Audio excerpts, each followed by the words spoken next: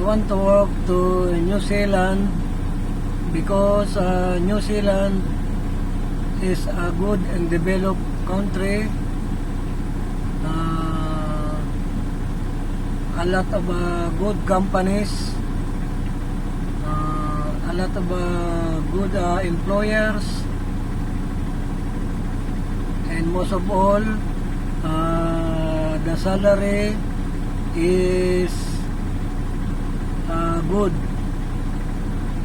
And also I want to know their culture, the way of their way of life, and their hobbies, what and etc.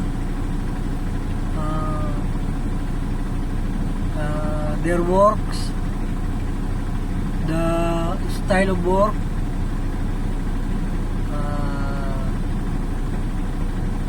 class of ability to work, and